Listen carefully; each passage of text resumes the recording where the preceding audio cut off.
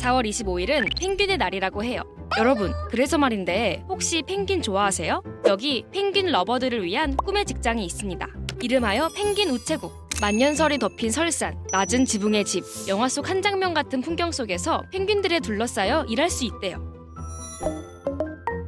최근 해외에서 화제가 된 한 SNS 게시물. 지난달 남극섬 포트 롱로이의 우체국에서 올린 구인 공고인데요. 사진 속 커다란 문구가 눈에 들어옵니다. 5개월 동안 구아노 냄새를 참을 수 있습니까?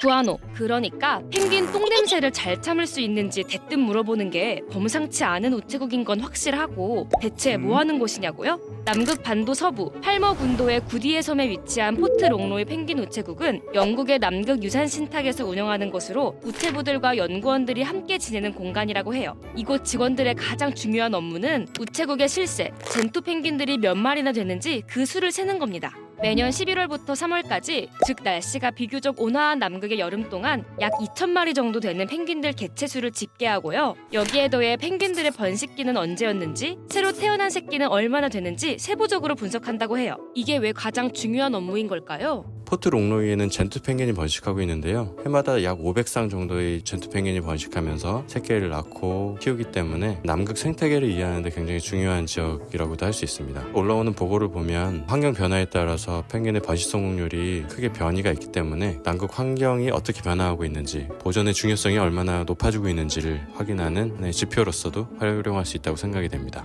그러니까 펭귄은 기후변화에 굉장히 민감한 동물이거든요. 일단 날씨가 더울수록 체온 조절 능력에 이상이 생기고요. 주 먹이인 크릴새우가 차가운 해수에서 살기 때문에 해수 온도의 변화는 이들 먹이 사슬에도 영향을 미칩니다. 또 빙하가 녹을수록 해수면이 상승하면서 서식지 면적도 계속 줄어들고 결국 새끼 펭귄의 생존율까지 떨어지게 됩니다. 그렇기 때문에 펭귄의 개체수가 남극 생태계의 현주소를 파악할 수 있는 중요한 생물학적 지표인 거죠.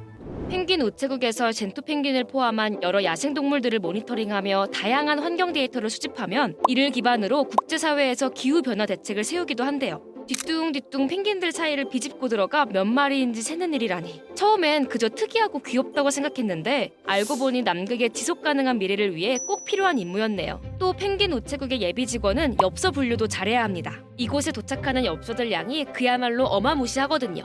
Our postmaster Claire with her bags of mail ready to go. 26 kilos. 매년 약 18,000명이 유람선을 타고 포트 롱로이를 방문하는데 이 관광객들 중 많은 이들이 한 번에 여러 명에게 엽서를 보낸다고 하고요. 남극의 연구원들, 다른 기관 근무자들도 포트 롱로이를 통해 엽서를 보내다 보니 전부 합하면 한 해 동안 몇만 장은 기본. 와, 어쩔 땐 8만 장이나 되는 엽서를 분류한 적도 있다고 합니다. 전 세계 다양한 지역으로 발송되는 이 엽서들에는 포트 롱로이만의 독특한 도장이 꽝 찍히는데요. 오호, 특색 있죠? 남극에서 온 엽서라니 받는 사람에게도 특별한 경험이 되겠어요. 그 외엔 우체국과 붙어있는 박물관, 기념품 가게를 관리하거나 남극의 깨끗한 공기도 쐬고 펭귄들과 햇볕도 쬐고 유유자적 섬 산책도 하며 업무 시간을 보낸다는데요. Where to find the best views of penguins. We've invited them in, but they've rejected our invitation today. 이렇듯 평생 잊지 못할 추억을 쌓을 수 있어 해외에서는 이 펭귄 우체국에서 구인 공고를 올릴 때마다 열광한다고 합니다. 영국 비자가 있어야 한다는 지원 조건이 걸려 있고 월 급여가 약 200만 원 안팎으로 엄청 높은 것도 아니라는데요. 그럼에도 불구하고 2015년 공고에는 2,500명 가량 지원했어요. 이후 코로나로 잠시 중단했던 구인 공고를 2022년에 재개하자 우와, 무려 4,000건의 지원서가 도착했다네요. 반면에 뽑는 직원 수는 4명에서 5명 정도밖에 안 되다 보니 엄청난 경쟁률을 자랑합니다. 하지만 이곳을 꿈의 직장이라고 부르기엔 힘든 게 꽤나 고약한 단점들이 있어요. 뭐 추운 날씨나 거친 바람 등 환경적 요인은 그렇다 쳐도요. 펭귄 우체국 공고 내용 기억하시죠? 펭귄 똥 냄새를 잘 참을 수 있겠냐고 겁주던 문구 말이에요. 특유의 악취를 풍기는 펭귄 똥이 우체국 사방천지에 깔려 있습니다. 그뿐 아니라 펭귄 우체국의 근무 환경은 현대식과는 굉장히 동떨어져 있죠. 또 세계 최남단에 고립되어 있다 보니 지리적 특성상 인터넷 접속도 제한적인데 통신 장비 역시 최소한으로 갖춰져 있다네요. 이렇게까지 불편함을 감수하면서 시설을 개발하지 않고 극한 극한의 아날로그를 추구하는 이유가 무엇일까요?